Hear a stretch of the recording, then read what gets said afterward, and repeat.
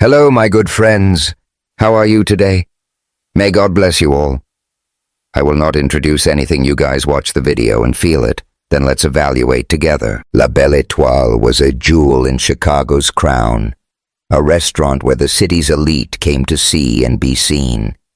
Its dining room gleamed with old-world glamour, walls draped in ivory silk tables, set with bone china and sterling silver chandeliers dripping with baccarat crystals that scattered light like 1,000 tiny stars. The air carried the heady scent of truffle oil and Chateau Petrus, mingling with the soft clink of glasses and the murmur of power deals being struck over lobster thermidor. James Harper, tech billionaire and king of his own empire, sat at the best table in the house, his tailored Zegna suit as sharp as his reputation. Across from him were two investors, their eyes gleaming with the promise of his latest AI venture. At his side, though, was the one person who made him feel out of his depth. His 8-year-old son, Ethan James, had picked Ethan up from his ex-wife Olivia's condo that afternoon, the exchange as frosty as ever. Olivia had barely looked at him, her arms crossed, her voice clipped. "Don't let him stay up too late." Ethan had climbed into James's Bentley Continental, clutching a worn stuffed giraffe named Zippy, his eyes red-rimmed but silent. James noticed but didn't ask. Questions led to feelings, and feelings were a language he'd never mastered. His love came in the form of private schools, designer sneakers, and a trust fund that could buy a small country. That was enough, wasn't it? Tonight was supposed to be a quick dinner, a chance to seal a deal worth hundreds of millions. His usual nanny had called in sick, so Ethan was along for the ride, his kids' menu untouched as he colored with crayons, his small face drawn. James glanced at him, a flicker of guilt tugging at his chest, but he pushed it down. "Be good, buddy," he'd said as they walked in, his tone more command than comfort. Ethan had nodded, his giraffe tucked under one arm. The investors, Ms. Patel and Mr. Thompson, were eating up James's pitch about predictive algorithms and market disruption. "The patent alone is worth billions." James said, his voice smooth as the red wine in his glass. "We're talking a revolution in healthcare diagnostics." Ms. Patel nodded, scribbling notes while Thompson leaned back, a grin spreading across his face. It was going perfectly, until it wasn't. Ethan's crayon snapped in half, the sound sharp in the quiet hum of the restaurant. James slid him another without missing a beat, his focus on the investors. Then his phone buzzed, a text from his COO about a deal closing in Singapore. He typed a quick reply under the table, barely noticing Ethan's soft sniffle. "Daddy?" Ethan whispered, tugging at James's sleeve, his voice trembling. "Just a sec, buddy," James said, holding up a finger, his eyes on his phone. "As I was saying, the scalability." That's when it happened. Ethan's sniffle erupted into a wail, a raw, heart-wrenching sob that tore through the dining room like a siren. "Mommy said, 'You don't want me,'" he cried, his voice cracking. "She said, 'That's why you're always working when I'm here.'" The restaurant froze. Forks paused midair. Conversations died, and every eye turned to their table. Ms. Patel's pen stopped. Thompson's grin vanished. James felt heat creep up his neck, his pulse hammering Ethan. He hissed, his voice low. "Stop it. Right now." But Ethan couldn't stop.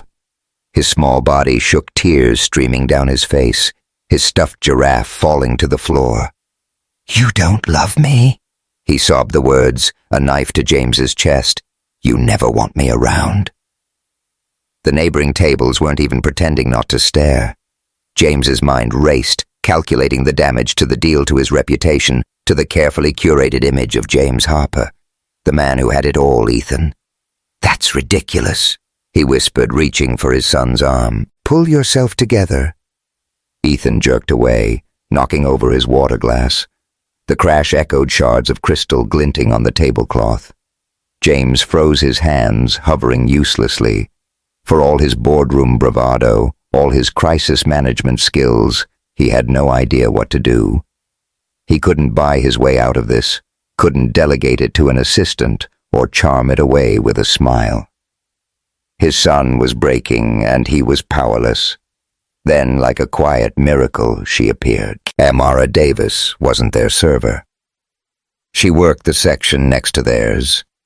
A tall, striking woman in a crisp white shirt and black pants, her braids pulled into a neat bun. James had barely noticed her before, though now he vaguely recalled seeing her at a charity event months ago, her black dress hugging her curves under the soft glow of chandeliers, her laugh catching his ear as she bantered with a co-worker. Tonight she moved with purpose, her eyes deep brown, warm but sharp, fixed on Ethan. She knelt beside the boy, ignoring James the investors and the gawking diners. "Hey, little man," she said, her voice soft with a faint Georgia lilt that felt like a warm blanket.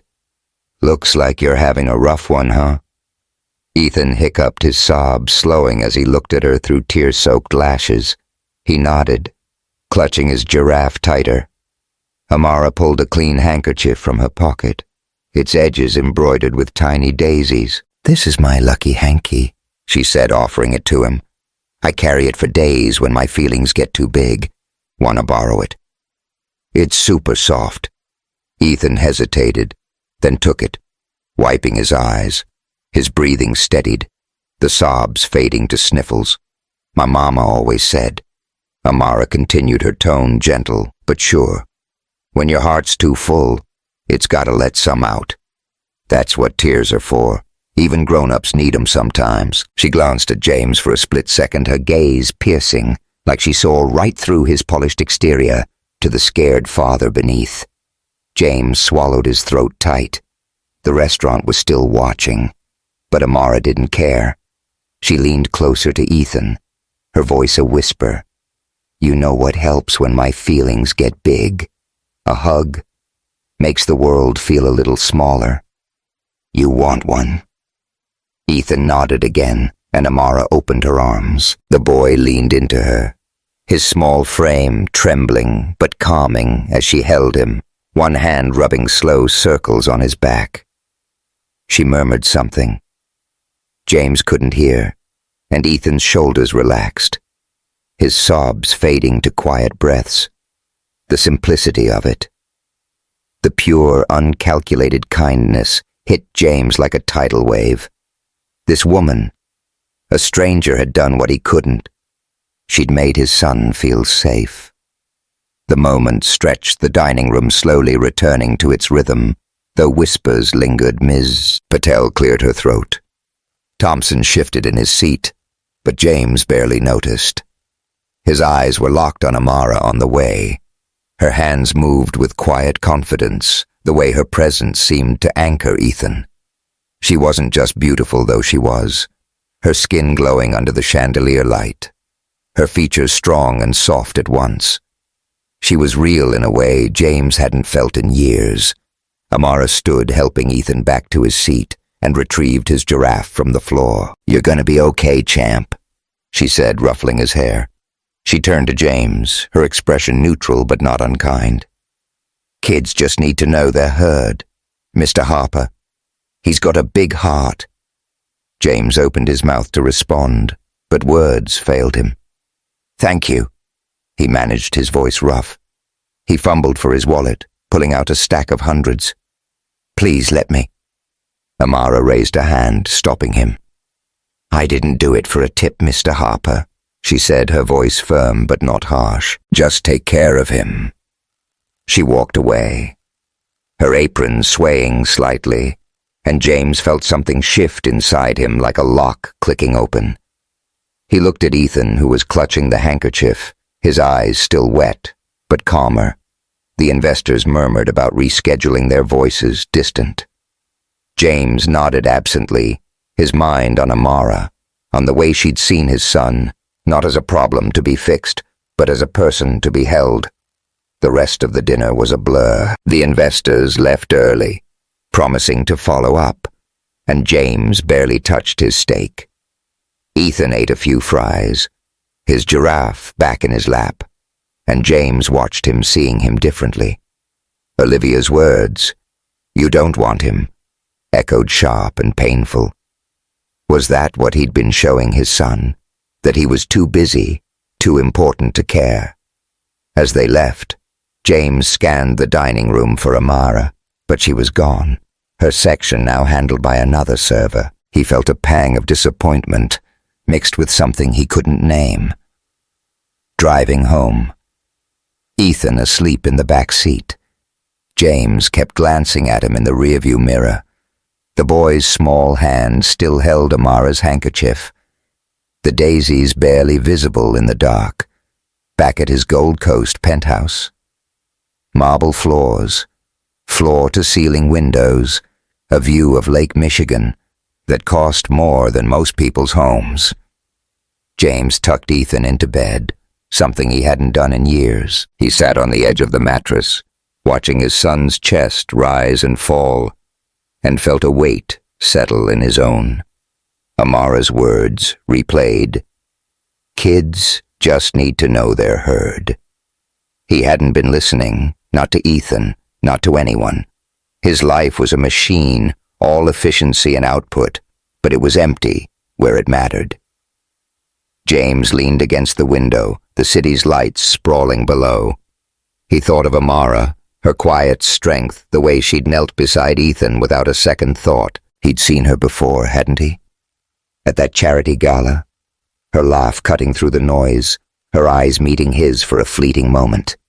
He'd felt something then, a pull he'd ignored.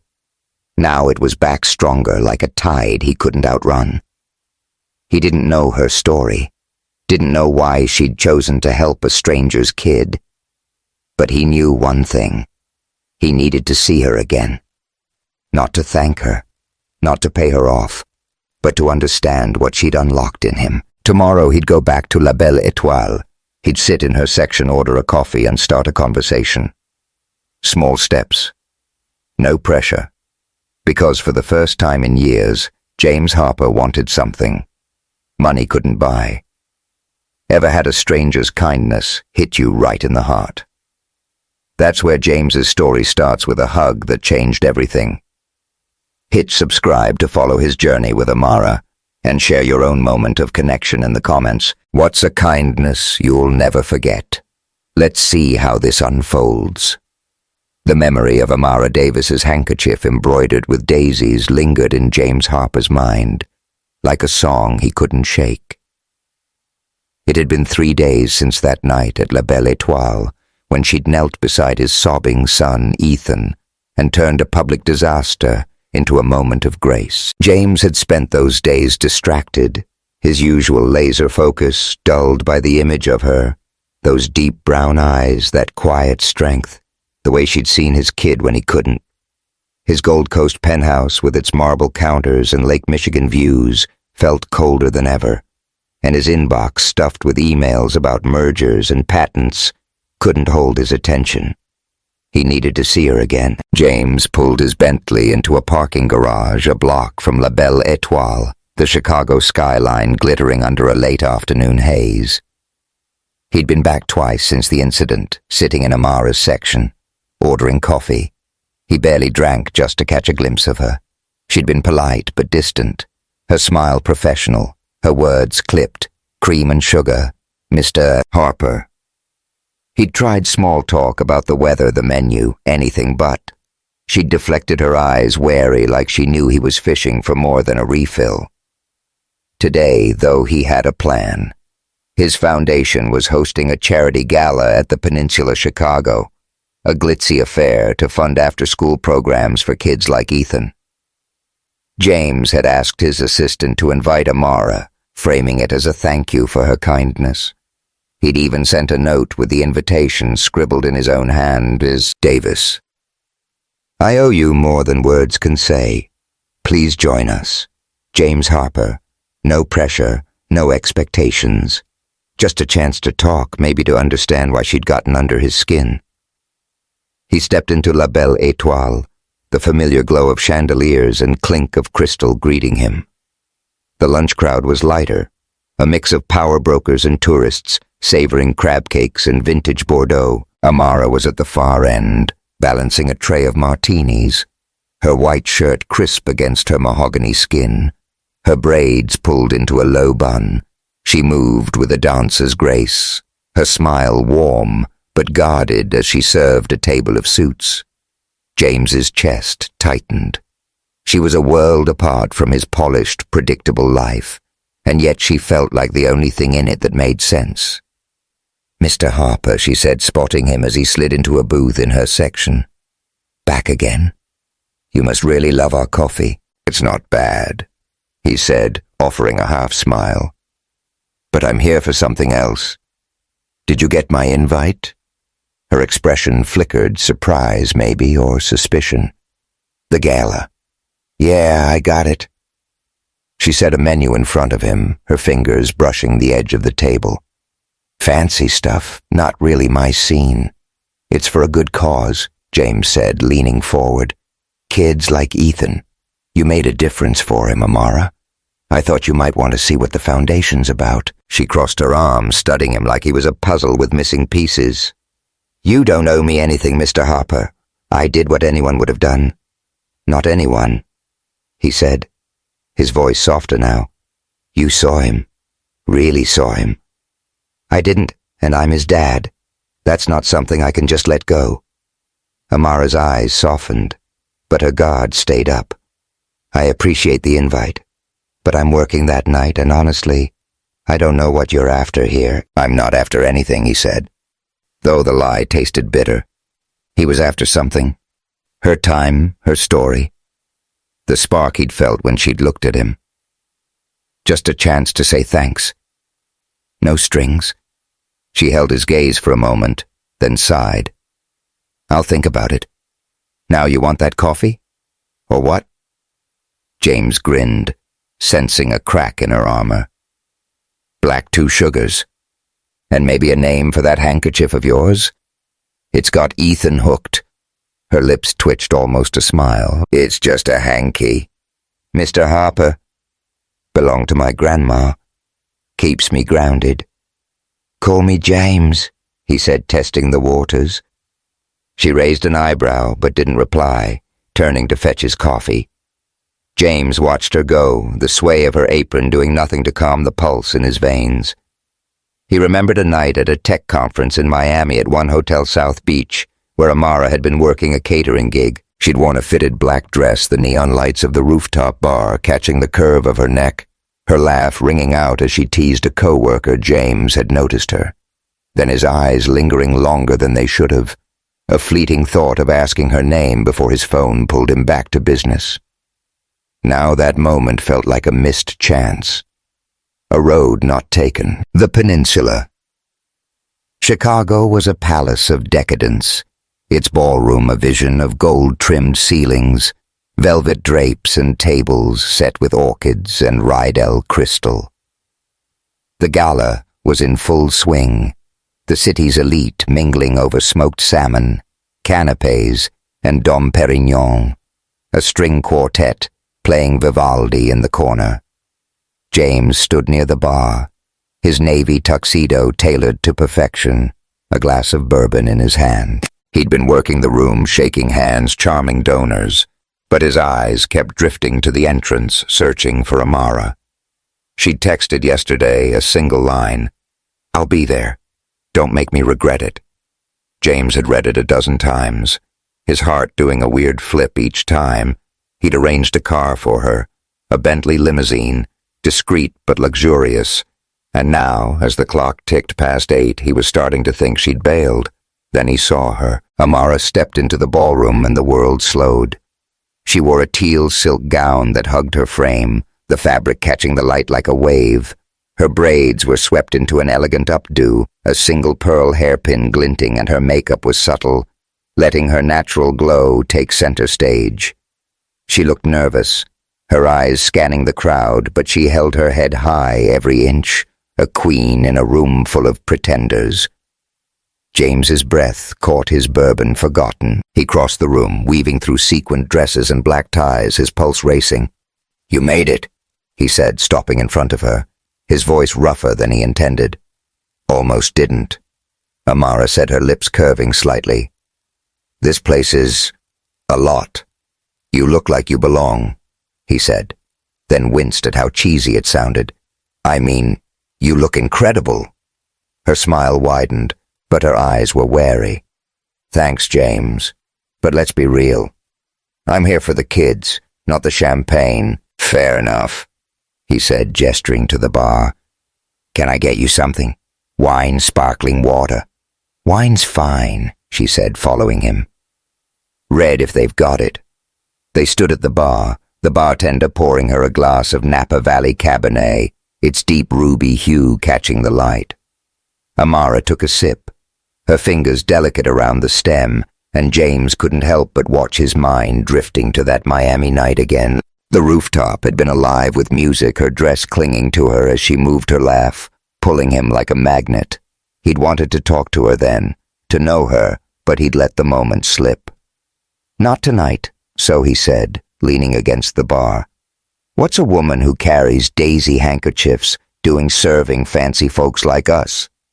Amara raised an eyebrow, her tone teasing but sharp. "Fancy folks, huh? I'm paying my way through nursing school." "James, this gig's just a means to an end." "Nursing," he said, genuinely impressed. "That fits. You've got a gift for making people feel seen." She looked away, her fingers tightening on her glass. "It's not a gift. It's just what you do when you know how it feels to be invisible." Her words hit him a quiet truth that made his chest ache. "You're not invisible," he said, his voice low. "Not to me. Not after what you did for Ethan." Amara met his gaze, her eyes searching.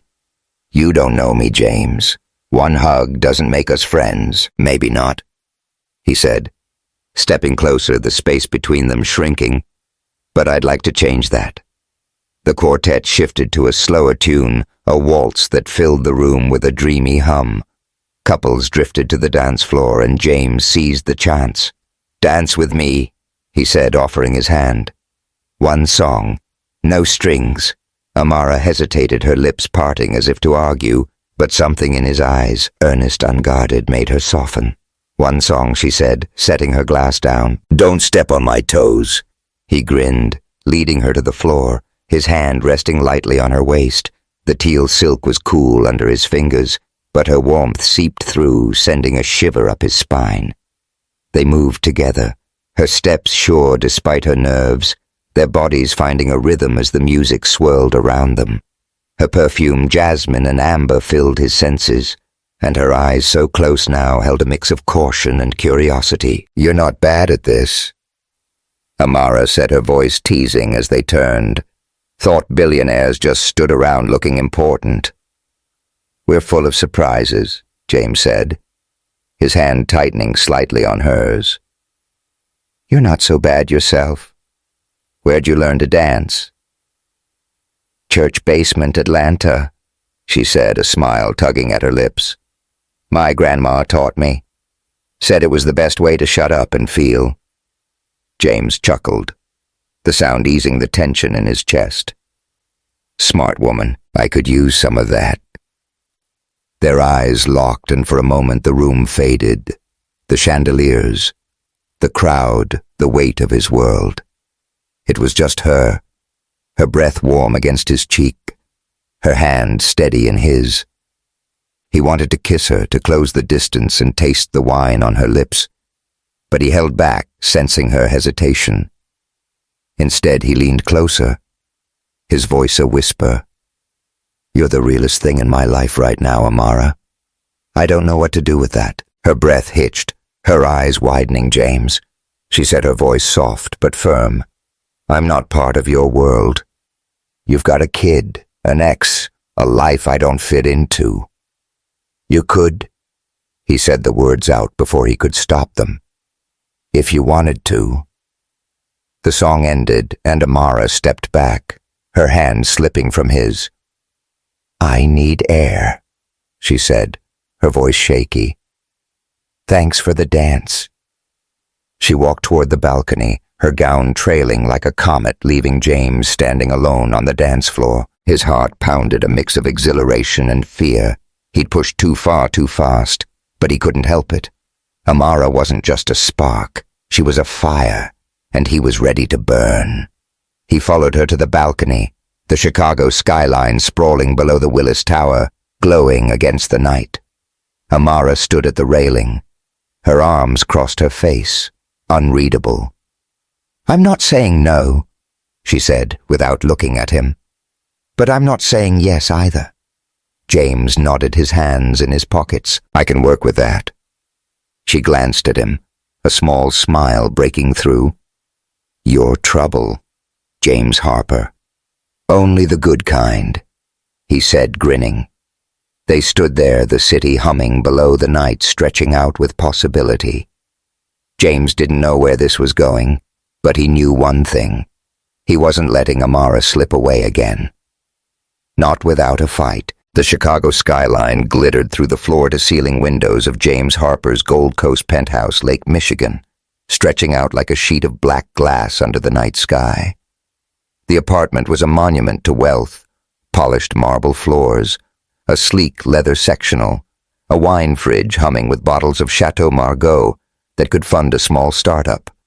But tonight, as James stood by the window, a tumbler of bourbon in his hand, the opulence felt hollow. His mind was on Amara Davis, on the way her teal gown had caught the light at the Peninsula gala, the way her hand had trembled in his as they danced.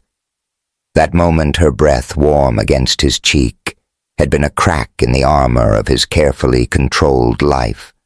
But her words on the balcony, "I'm not saying yes," had left him adrift, caught between hope and a fear he couldn't name.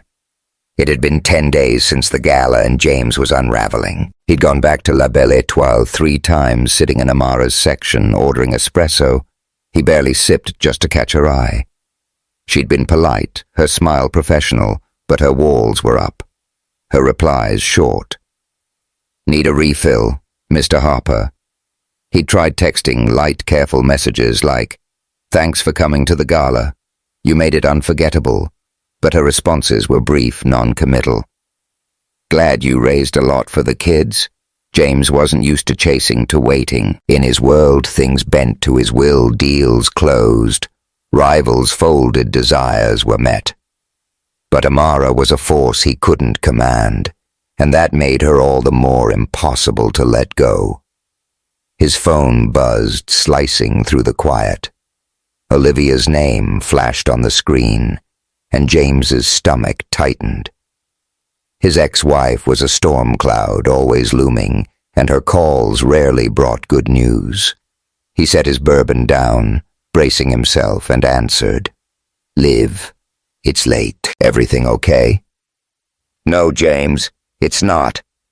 "Olivia," said her voice sharp as a blade. "I'm outside your building. Let me up. We need to talk about your little stunt with that waitress." James's jaw clenched. "Her name's Amara," he said, his tone icy. "And it's not a stunt. I'll buzz you in." He hit the intercom, his pulse quickening. Olivia was a journalist, fierce and unrelenting, with a knack for cutting through bullshit. Their marriage had imploded because he'd chosen work over her, over Ethan. And though they'd settled into a tense co-parenting truce, her anger still simmered. He knew she'd heard about the gala. Chicago's gossip mill was ruthless, but he wasn't prepared for the fire in her eyes when she stormed into the penthouse. "You've got to be kidding me," Olivia said, tossing her trench coat over a chair, her dark hair loose and wild from the wind. "You're flaunting some server at your fancy gala while Ethan's asking me if you're replacing us. What the hell are you thinking, James?" James crossed his arms, leaning against the kitchen island, the marble cold under his hands. "I'm not replacing anyone," he said, keeping his voice steady. "Amara helped Ethan that night at La Belle Étoile. You know, when he was crying his eyes out because he thinks I don't want him.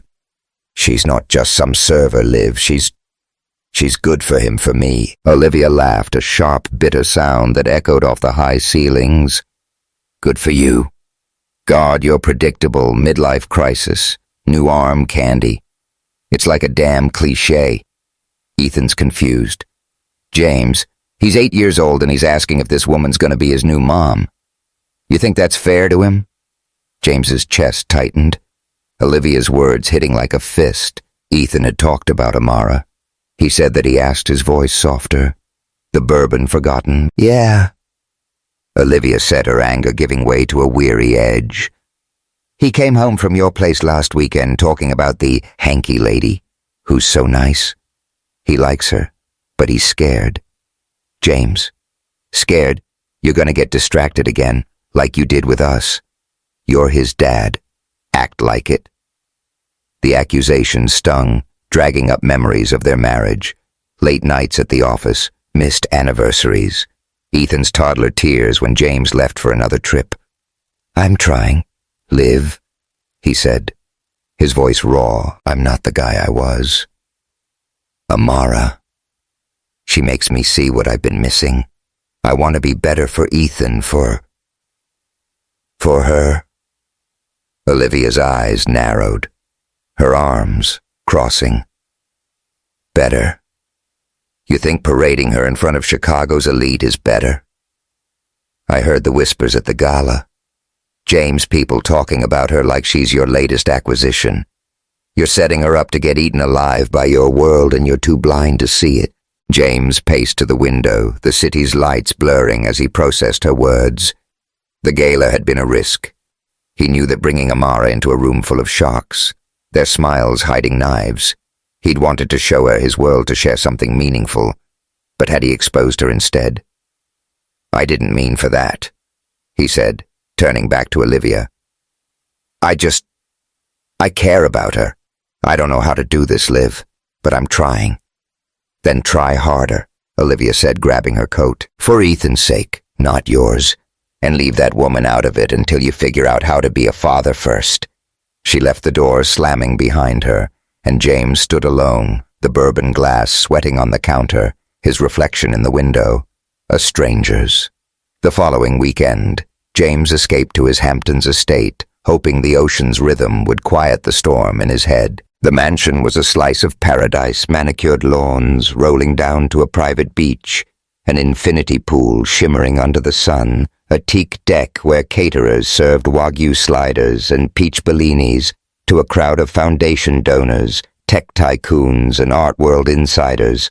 James had thrown the party on a whim, a distraction from Olivia's words, from Amara's silence. Ethan was there playing in the guest house with a babysitter, his laughter a faint echo through the open windows. James had invited Amara, leaving a voicemail. It's just a barbecue. Nothing fancy. Ethan'd love to see you. So would I. He hadn't expected her to come, not after her unanswered texts. But there she was, stepping onto the deck in a sapphire sundress that hugged her frame, her braids swaying, a silver anklet catching the light. She'd brought Lena, her friend, a no-nonsense nurse in a white jumpsuit who eyed James like he was a suspect in a lineup. Amara's smile was cautious, her eyes scanning the crowd. Socialites in linen dresses, CEOs swapping stock tips, a string quartet playing under a canopy of fairy lights. You showed, James said, meeting her by the bar where a bartender muddled mint for mojitos, the air sharp with citrus. I was starting to think you'd ghosted me. Tempting. Amara said, her tone teasing but edged. Lena said I needed to get out of the library. Plus I figured Ethan might miss his hanky lady. James grinned, the knot in his chest loosening. He talks about you nonstop. You're his hero. Her smile softened, but her eyes stayed guarded. He's a good kid. Deserves better than all this. She gestured to the party, the glittering excess of it, her voice carrying a hint of unease. This is just window dressing, James said, leaning closer, his voice low. You're the real thing here. Amara, her lips parted, a flicker of warmth in her eyes. But before she could respond, a voice cut through the hum of the party. Harper, you old dog. Who's this gem you've been hiding? James turned to see Daniel Brooks, his tech rival, striding toward them, his white linen shirt unbuttoned just enough to scream confidence. Daniel's grin was all charm, but his eyes were sharp, calculating, lingering on Amara's dress, a beat too long. James's hand tightened around his glass, his smile forced. "Daniel," he said, his voice clipped. "Didn't know you were crashing my party." "Wouldn't miss it," Daniel said, clapping James's shoulder before turning to Amara. "Daniel Brooks." "And you are?" "Amara Davis," she said, her tone cool but polite, her posture stiffening. "Nice to meet you. Pleasure's mine," Daniel said, his grin widening. "You're too good for this guy.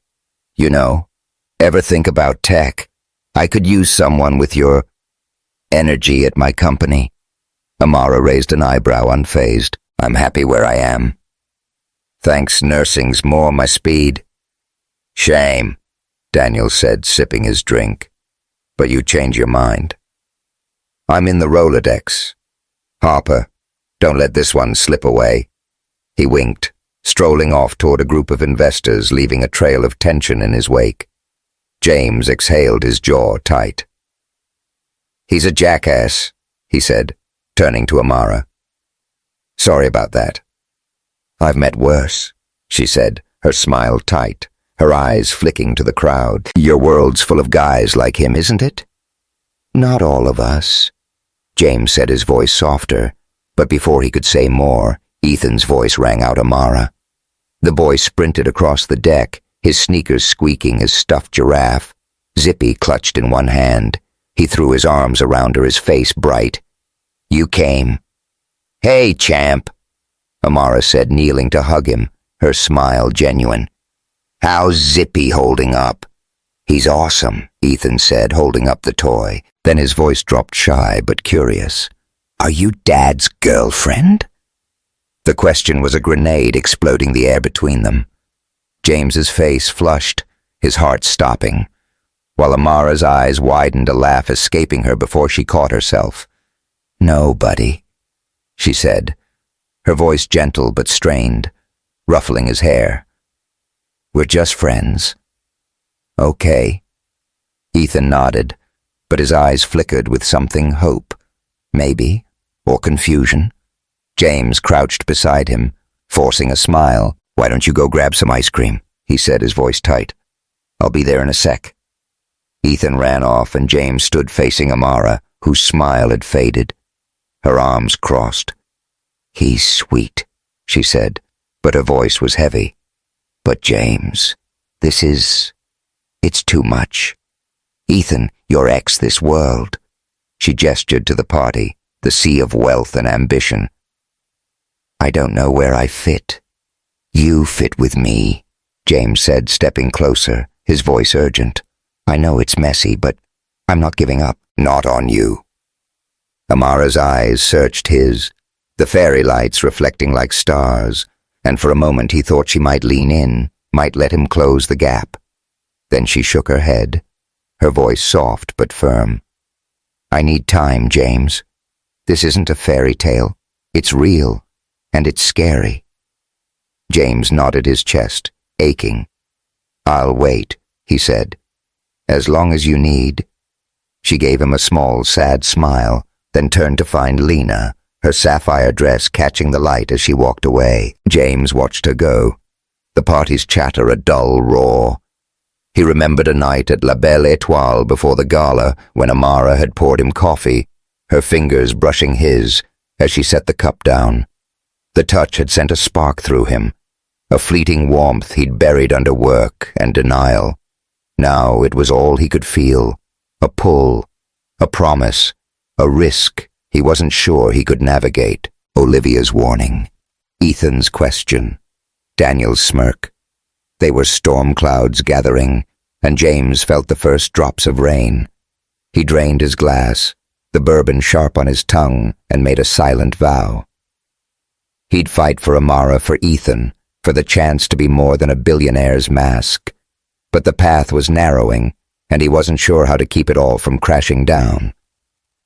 The Napa Valley sun sank behind rolling hills, casting a golden glow over endless rows of grapevines at Opus One Winery. The air was thick with the scent of earth and oak, a warm breeze rustling the leaves as James Harper stood on the terrace of a sprawling villa, a glass of Cabernet Sauvignon in his hand. The estate was a vision of excess white stucco walls, a turquoise infinity pool, and a pergola draped in jasmine, where a private chef prepared a dinner of seared scallops and heirloom tomatoes. James had rented the place for a long weekend, calling it a family getaway for his son Ethan. But the truth was written in the way his eyes kept drifting to Amara. Davis. Amara was by the pool laughing as Ethan splashed her with water, her sundress, a soft peach that hugged her curves, clinging slightly to her damp skin. Her braids were loose, catching the fading light, and her smile was unguarded, a rare break from the caution she'd worn since the Hamptons party. James's chest tightened, a familiar ache that had started the night she'd hugged Ethan at La Belle Étoile, and grown stronger with every moment since their dance at the Peninsula. Her fleeting touch, Ethan's innocent question about her being his girlfriend, it all swirled in his mind, a storm of want and fear. He'd invited her here on a whim, texting her after a sleepless night Ethan could use some fun. Napa's nice this time of year. No pressure. To his surprise, she'd said yes, bringing her friend Lena as a buffer, though Lena had stayed back in Chicago after a last-minute work call. Now it was just the three of them, James, Amara, and Ethan, in a place that felt like a dream, too perfect to be real. "Dad, watch this," Ethan called, cannonballing into the pool with a splash that made Amara laugh, her voice bright and unguarded. James grinned, setting his wine down, and walked to the pool's edge. "Nice form, buddy," he said, clapping. "You're gonna have to teach me that one." "You're too old," Ethan teased, sticking out his tongue before swimming to the shallow end. Amara climbed out, water dripping from her arms, and grabbed a towel from a nearby chaise. "He's got you there," she said, her eyes twinkling as she dried off. "You're not exactly Olympics material." "Ouch," James said, clutching his chest in mock pain. "I'll have you know, I was a track star in college." "Sure you were," she said, her smile teasing but warm. She wrapped the towel around her waist, the sundress clinging just enough to make James's pulse quicken. He looked away, clearing his throat, and gestured to the terrace. "Dinner's almost ready," he said. "You hungry?" "Starving," she said, following him, her bare feet soft against the stone path. Ethan trailed behind, wrapped in a towel, his giraffe, Zippy, tucked under one arm. The table was set under the pergola candles flickering in glass holders, the scent of jasmine mingling with the savory aroma of roasted garlic. The chef served the meal with a flourish, pouring more Cabernet for James and Amara, sparkling apple juice for Ethan. The boy chattered about his swim, his voice bright, and James felt a pang of gratitude. Ethan was happier here, lighter, and Amara's presence was part of that. She listened to him, really listened, her questions drawing out stories about school, his friends even, Zippy's imaginary adventures. "You're good with him," James said. Later, after Ethan had gone to bed, his small form curled up in a guest room with a view of the vines. They were on the villa's balcony now.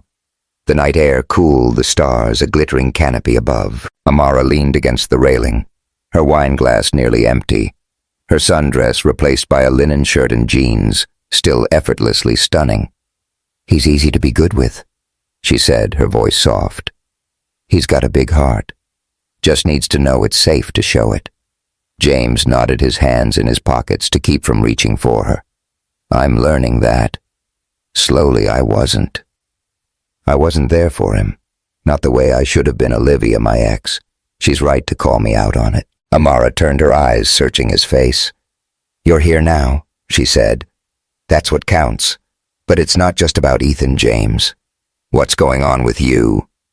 The question caught him off guard, her directness cutting through his usual defenses. He took a sip of wine, the liquid warm on his tongue, and let out a breath. "I built everything from nothing," he said, his voice low.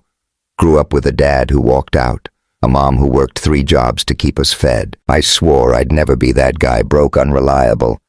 But somewhere along the way, I forgot how to be anything else. Work money control, that's all I know. Until you. Amara's lips parted, her eyes widening slightly. Me, she said, her voice barely above a whisper. You, he said, stepping closer, the space between them shrinking. That night at the restaurant, you didn't just help Ethan. You showed me what I was missing. Not just as a dad, but as me. I don't know how to explain it, Amara, but you make me want to be more. She set her glass down, her hands gripping the railing, her expression a mix of vulnerability and caution. James, you don't know me, she said. Not really. I'm a waitress, a student, a girl from Atlanta who's been through too much to just fall into your world. Then tell me, he said, his voice urgent. Tell me who you are. I want to know. She hesitated, her eyes darting to the vines stretching into the darkness. Then slowly she spoke. My mom died when I was 16. She said, her voice steady but heavy. Cancer. I raised my 2 younger brothers after that, worked nights to keep us afloat. Got my heart broken by a guy who thought he could save me, then left when it got hard. I don't do fairy tales, James. I can't afford to. Her words hit him like a wave, not just for the pain in them, but for the strength. He thought of his own past, the fear of failing, the people he loved, the way he'd pushed Olivia away, pushed Ethan away. I'm not him, he said, his voice fierce. I'm not perfect, Amara, but I'm not running. Not from you. She looked at him, her eyes glistening in the moonlight, and something shifted. A wall, crumbling, a door cracking open. You scare me, she admitted, her voice barely audible. This us, it scares me. Me too, he said, closing the distance, his hand hovering near hers. But I'd rather be scared with you than safe without you. The air between them crackled, the night holding its breath. Amara's hand moved her fingers, brushing his, and that touch light, tentative, was enough to unravel him. He leaned in his forehead, resting against hers, their breaths mingling. Tell me to stop, he whispered, his voice raw. She didn't. Instead, she tilted her head, her lips meeting his, and the world exploded into light. The kiss was fire and honey, desperate and tender. Years of longing poured into a single moment. Her hands slid to his neck, his arms wrapping around her waist, pulling her close until there was no space left. The jasmine scent of her perfume mixed with the cool night air. Her body warm against his, and James felt like he was falling, drowning, flying all at once. Her lips tasted of wine and something sweeter, something uniquely her, and he never wanted it to end. But it did. Amara pulled back her chest, heaving her eyes wide with a mix of desire and fear. James, she said, her voice trembling, this doesn't mean we're okay. It's too much, I know. He said, his hand still on her waist, reluctant to let go. But it's a start, right? She laughed, a shaky sound, and stepped away, smoothing her shirt. You're dangerous. James Harper, she said, her smile soft but guarded. I need to think about this, about Ethan, about everything. He nodded, his heart pounding. Take all the time you need. I'm not going anywhere. Amara picked up her glass, her fingers trembling slightly, and walked back to the villa, her silhouette framed by the candlelight. James stayed on the balcony, the taste of her still on his lips, the stars above him, endless. He remembered a night at the Peninsula after their dance when they'd stood on the balcony overlooking Chicago's skyline. She'd been so close, her shoulder brushing his, the city lights reflecting in her eyes. He'd wanted to kiss her, then to tell her she was rewriting his world. But he'd held back, afraid of pushing too far. Now he'd crossed that line and there was no going back. But Olivia's warning echoed, and Ethan's question, "Is Amara your girlfriend?" lingered like a shadow. Amara wasn't just a woman he wanted. She was a risk, a chance to break or rebuild everything. And then there was Daniel Brooks, his smug grin at the Hamptons party, his offer to steal Amara James's hand tightened around his glass. He'd invited Amara into his world, but it was a world of sharp edges, ex-wives, rivals, a kid who needed stability. Could he protect her from that? Could he protect Ethan? The villa glowed behind him, the sound of crickets mingling with the distant hum of the pool's filter. James took a deep breath, the weight of the kiss settling in his chest. This was more than a spark. It was a fire, and it could burn them both. But as he looked at the stars, he knew one thing. Amara Davis was worth it. He'd fight for her, for Ethan, for the chance to be the man she saw in him. The only question was how. The Miami night pulsed with life. The rooftop bar at One Hotel South Beach, a kaleidoscope of neon and ocean breeze. The space was a masterpiece of modern decadence teak furniture, glowing lanterns, a DJ spinning house music that thrummed through the air.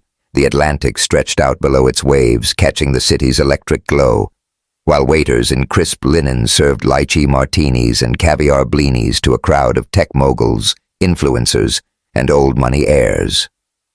James Harper stood at the edge of the rooftop, a glass of Macallan in his hand, his tailored linen suit unbuttoned against the humid air. His eyes, though, were fixed on Amara Davis, who stood across the bar, her emerald gown shimmering like a jewel, her braids cascading over one shoulder.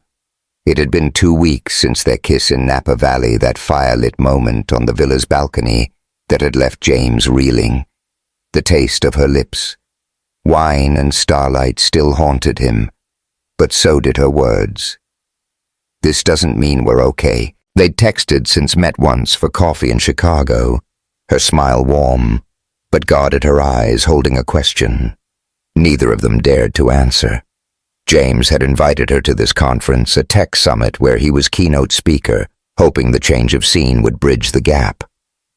She'd agreed, reluctantly flying down on his private Gulfstream G650, though she'd insisted on paying for her own hotel room.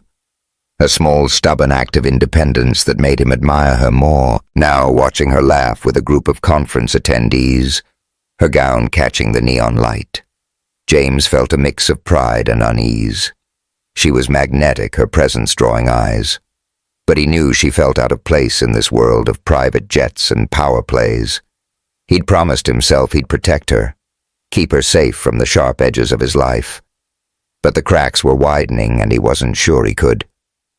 "Harper, you're killing it tonight," a voice said, pulling him from his thoughts. Daniel Brooks. His rival clapped him on the shoulder, his grin all teeth. "That keynote, pure gold. And that woman you brought. Damn, you've got taste." James's jaw tightened. "Her name's Amara," he said, his voice low. "And she's not a trophy. Brooks, keep your eyes to yourself." Daniel laughed, sipping his gin and tonic. Touchy. Just saying she's turning heads. Better watch out. Someone might steal her." James forced a smile, but his hand gripped his glass harder. Daniel had been circling Amara since the Hamptons, his flirtations a calculated jab at James's ego. He was about to fire back when Amara approached, her gown swishing, her expression a mix of amusement and caution. "Am I interrupting something?" she asked, raising an eyebrow at Daniel. "Not at all," Daniel said, his grin widening. "Just telling Harper he's a lucky man. You ever think about tech? Amara, I could use someone like you on my team." Amara's smile was polite but sharp. "I'm good with nursing. Thanks, tech's a bit too cutthroat for me." "Fair enough," Daniel said, winking. "But you change your mind. You know where to find me." He strolled off, leaving a trail of cologne and tension. James exhaled, turning to Amara. Sorry about him. He's an ass. I've handled worse, she said, sipping her sparkling water, her eyes scanning the crowd. This place is wild, though. Feels like everyone's playing a game I don't know the rules to. You're holding your own, James, said his voice softening. You always do. Her eyes met his, a flicker of warmth breaking through her guard. You're sweet when you're not trying so hard, she said, a smile tugging at her lips. They moved to a quieter corner of the rooftop, the ocean breeze cooling the humid air. The DJ's beat faded to a low hum, and James felt the weight of the night lift just a little. He wanted to tell her how much she meant to him, how that kiss in Napa had rewritten his world. But before he could, his phone buzzed. A text from Olivia. We need to talk. Now I'm at the hotel lobby. James's stomach sank. Olivia was in Miami. She hadn't mentioned coming, and her timing right after his keynote with Amara here felt like a storm brewing. I need to handle something, he said, his voice tight. Can you wait here? I'll be quick. Amara nodded, her expression unreadable. Go do your thing, James. He took the elevator down the mirrored walls, reflecting his tense jaw. Olivia was waiting in the lobby, her arms crossed, her dark eyes blazing. She wore a tailored blazer and jeans, her journalist's edge sharp as ever. You're unbelievable, she said, not bothering with a greeting. Parading your girlfriend around while Ethan's at home, asking me if you're moving to Miami with her. She's not my girlfriend, James said, though the words felt hollow. And Ethan's with your mom this weekend. What's this about, Liv? It's about you, she snapped, stepping closer. You're pulling that woman into your toxic world, and it's going to hurt Ethan. You think I don't see the headlines? Billionaire's new flame waitress or gold digger? It's all over. Page 6. James, you're making her a target, and for what? To feel good about yourself. James's blood ran cold. Headlines. He hadn't seen anything, hadn't thought to check. What are you talking about? He said, pulling out his phone. A quick search confirmed it.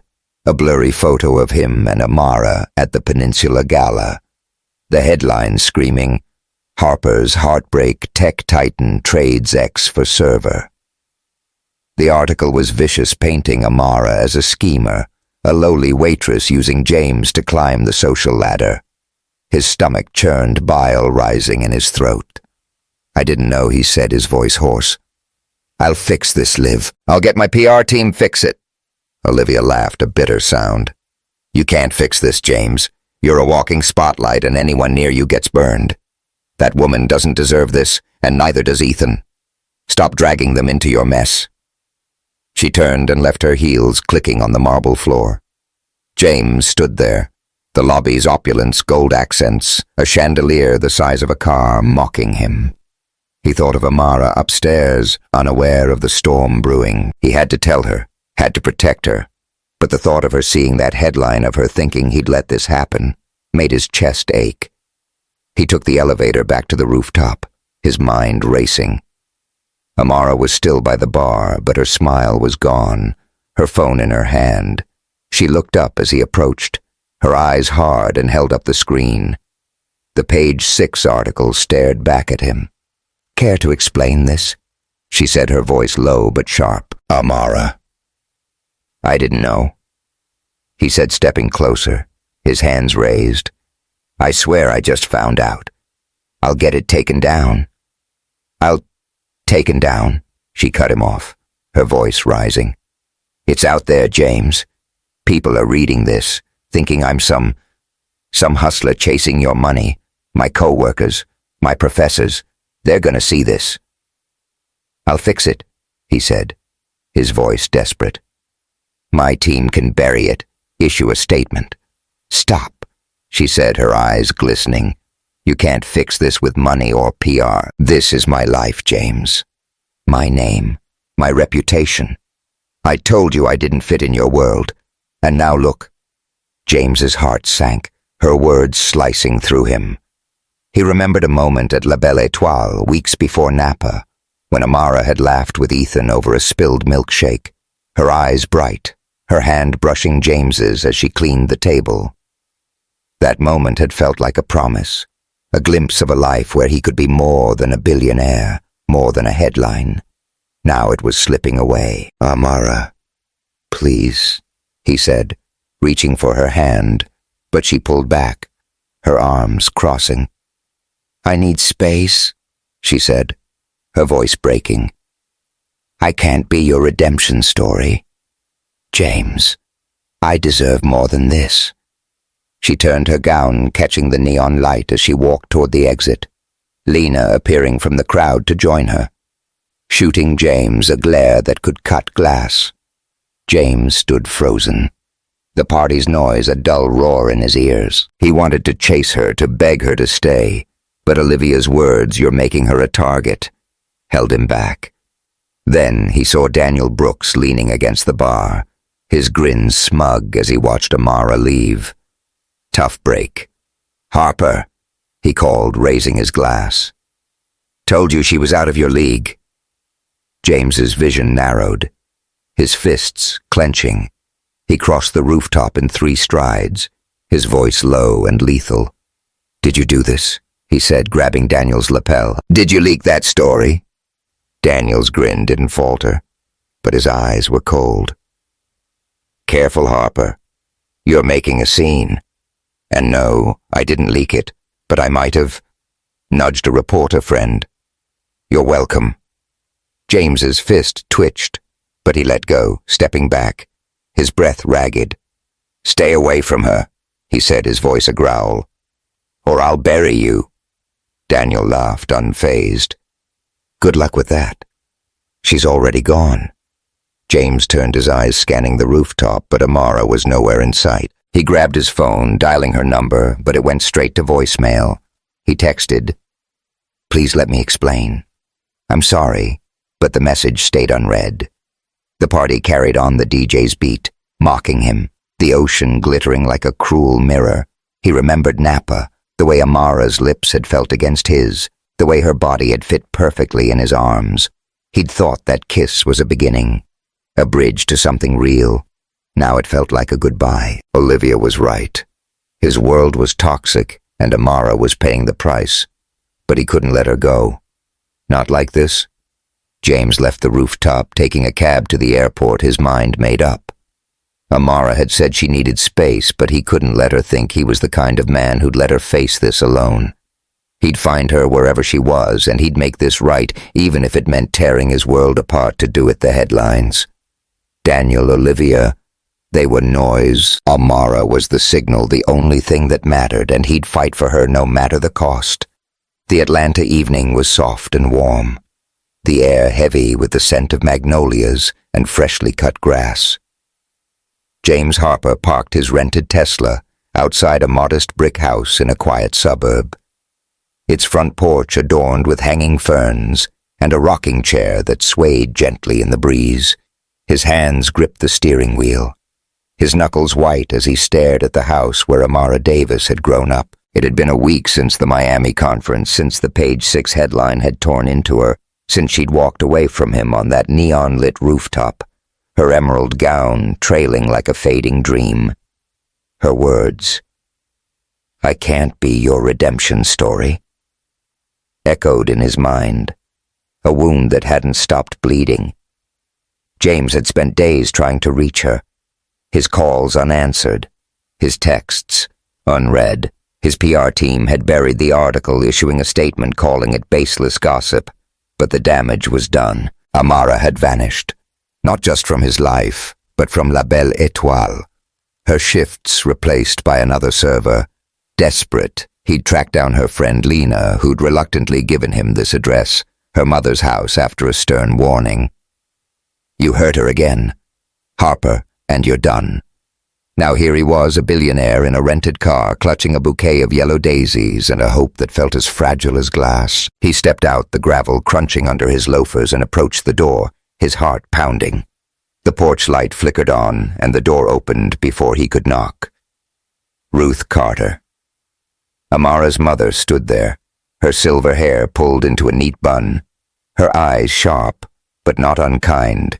She wore a floral apron, the faint smell of cornbread wafting from inside, and her presence was a quiet force like Amara's, but seasoned by years. "Mr. Harper," Ruth said, her voice steady. "Lena said you might show up." "You've got some explaining to do," Mrs. Carter, James said, his throat dry, holding out the daisies. "I'm here for Amara. I need to make this right." Ruth took the flowers, her expression unreadable, and stepped aside. "Come in, but don't expect a warm welcome." The living room was warm and lived in, with a sagging couch, a quilt draped over an armchair, and a bookshelf stuffed with romance novels and medical textbooks. Photos lined the mantel. Amara as a gap-toothed kid, a teenager with her brothers, a young woman in a graduation cap. James's eyes lingered on one from a beach trip, Amara laughing in a red bikini, her skin glowing against the waves. His chest ached, remembering their kiss in Napa, the way her lips had felt like a promise he'd failed to keep. "Amara's not here," Ruth said, setting the daisies in a vase. "She's in Savannah with her cousin. Needed to clear her head after that nonsense you brought into her life." James flinched, the guilt heavy. "I didn't mean for any of it," he said, his voice low. "The article, the headlines. I didn't see it coming. I want to fix it. Mrs. Carter, I care about her." Ruth studied him, her eyes narrowing. "Care's a start, but it's not enough. You know why she's so guarded. When she was 20, she loved a boy who promised her the world, said he'd take care of her, her brothers, everything. Then he cheated, left her with nothing but bills and a broken heart. She rebuilt herself, put herself through school, but that kind of hurt leaves scars. You're asking her to risk that again, with a man whose life is a circus." James's stomach twisted, the weight of Amara's past hitting him like a wave. He'd known she was strong, but this was a strength forged in fire, and he'd been careless with it. "I'm not him," he said, his voice fierce. "I know I messed up, but I'm here. I'm not running." Ruth's expression softened just a fraction. "You're here now," she said.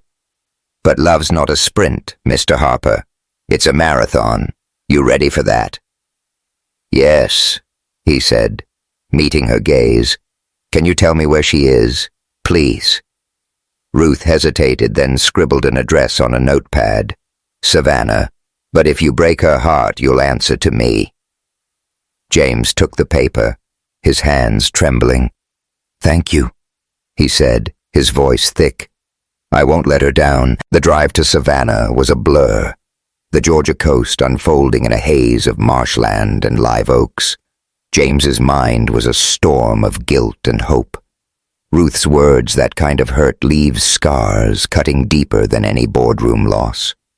He found the address, a cozy seafood shack by the Savannah River, its wooden tables lit by string lights, the air rich with the smell of shrimp and Old Bay. Amara sat alone at a corner table, her braids loose, a white sundress soft against her skin, a glass of iced tea sweating in front of her.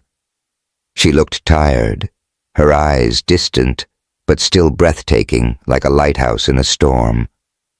James approached his heart in his throat. "Amara," he said, his voice soft. Her head snapped up, her eyes widening. "James, what are you doing here?" "I talked to your mom," he said, sitting across from her, his hands clasped to keep them steady. "She told me about the guy who hurt you. I'm so sorry, Amara, for the article, for dragging you into my mess, for not protecting you." Amara's jaw tightened, her fingers gripping a glass. "You shouldn't be here," she said, her voice low. "I told you I needed space." "I know," he said, leaning forward, his voice urgent. "And I'll give it to you, I swear. But I couldn't let you think I'm the kind of man who'd let you face this alone. That article. It wasn't my doing, but it's my fault. I should have seen it coming." Should have shielded you. I'm sorry. Her eyes glistened, but she blinked hard, refusing to let the tears fall. You don't get it, James, she said, her voice cracking. It's not just the article, it's your world. Headlines, rivals your ex. I'm a nurse, a sister, a nobody from Atlanta. I can't keep up with that. You're not a nobody, he said, his voice fierce. You're everything. You're the woman who hugged my kid when I couldn't, who made me see what I was missing. I love you, Amara. I've loved you since that night at La Belle Étoile, and I'm not letting some trashy headline take that away. The confession hung in the air, raw and unguarded. Amara's breath caught her eyes, searching his, and for a moment the restaurant faded, the clatter of plates, the hum of conversation. A tear slipped down her cheek and she wiped it away, her voice trembling. You can't just say that, she said. Love doesn't fix this, James. I'm scared of losing myself, scared of hurting Ethan, scared of trusting you. I'm scared too, he said, reaching for her hand, his fingers brushing hers. But I'm here. I've changed my company's policies, family leave flexible hours because of you, because you showed me what matters. I'm not asking you to jump in. I'm asking for a chance to prove I'm worth the risk. Amara's hand stayed still, her fingers warm under his, and her eyes softened a crack in her armor. I don't know if I can, she said, her voice barely audible. But I'm not ready to walk away. It wasn't a yes, but it was a lifeline, and James clung to it. That's enough, he said, his voice thick. For now they sat in silence, the river glinting outside the string lights casting soft shadows across her face. James remembered a night in the Hamptons when Amara had stood by the pool, her coral dress glowing, her laugh pulling him like a tide. He'd wanted to hold her then, to tell her she was rewriting his world. Now he was closer, but the path was still uncertain. 2 weeks later, James stood on the porch of a cedar shingle cottage in Cape Cod, the Atlantic roaring below its waves, silvered by moonlight. The house was a vision of understated luxury oak floors, restoration hardware, furniture, a stone fireplace crackling with warmth. He'd rented it for a weekend, hoping to recreate a dream he and Amara had shared in Napa, over wine and starlight of a quiet place by the sea. He'd texted her the address, a simple message. No pressure, just a place to talk. Ethan's coming too. Amara arrived at dusk, Ethan in tow, her expression cautious but softer than in Savannah. She wore a cream sweater and jeans, her braids pulled into a loose ponytail, and Ethan ran to hug her, his giraffe, Zippy dangling from one hand. You're here, he said, beaming, and James's heart swelled at the sight. The evening unfolded gently. Dinner by the fire, roasted chicken and rosemary potatoes, Ethan chattering about school. After he went to bed, James and Amara sat on the couch, a bottle of Pinot Noir on the coffee table, the firelight dancing across her face. James pulled out a wrapped package, handing it to her. For you, he said, his voice soft. She unwrapped it, revealing a small canvas, a vibrant abstract in blues and greens, one she'd admired at a Chicago gallery months ago. Tucked inside was a note. You're my home, Amara. I'll wait as long as it takes. Her eyes glistened, her fingers tracing the frame. You kept this? She said, her voice thick. Kept everything? James said, his hand brushing hers. Every moment, every laugh, you're worth waiting for. Amara's breath hitched and she leaned closer, her shoulder against his, the warmth of her body, a quiet anchor. I'm not saying yes, she said, her voice soft, her eyes locked on his. But I'm not saying no either. They sat there, the fire crackling, the ocean whispering outside. Her hand stayed in his, their fingers entwined. and James felt a peace he hadn't known in years. He thought of Ethan asleep upstairs, and the foundation he'd expanded inspired by Amara's heart, a scholarship fund for nursing students named after her grandmother. They weren't whole yet, but they were healing together, under the Cape Cod stars. James knew this wasn't the end. It was a beginning, fragile but real, a promise to build something true. He'd fight for it, for her, for Ethan, for the family he was learning to be. Love's messy, scary, and worth every second. If James and Amara's journey hit you in the heart, hit subscribe to catch more stories like theirs. Drop a comment with your own tale of second chances, or a kindness that changed you. What's your heart fighting for? Let's keep the conversation going.